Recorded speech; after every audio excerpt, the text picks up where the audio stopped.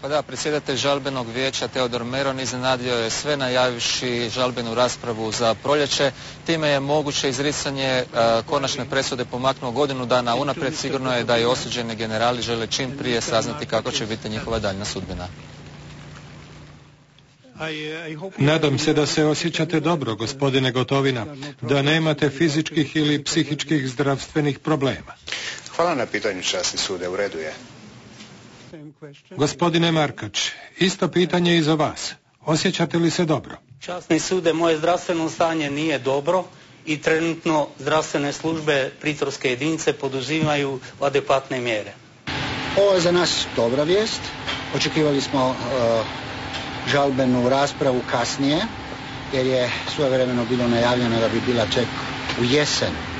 Međutim, izgleda da je Haški tribunal zauzeo stajalište da treba brza proceduru, što mi pozdravljamo.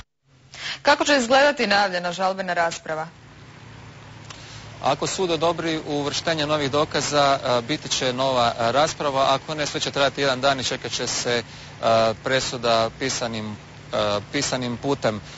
Radi se o transkriptima Miloševićevog vijeća obrane za koje obrana tvrdi da dokazuje kako su Srbi iz takozvane Krajine otišli organizirano i po naredbi, a drugi je podnesak 12 uglednih pravnih stručnjaka iz Amerike, Britanije i Kanade koji traže ukidanje prvostupanjske presude smatrajući je opasnim presedanom koja će onemogućiti vojne intervencije u svijetu i koja bi od zapovjednika savezničkih snaga primjerice u Iraku, Afganistanu ili Libiji stvorila ratne zločince zbog tumačenja prekomjernog granatiranja kako je tada usvojeno.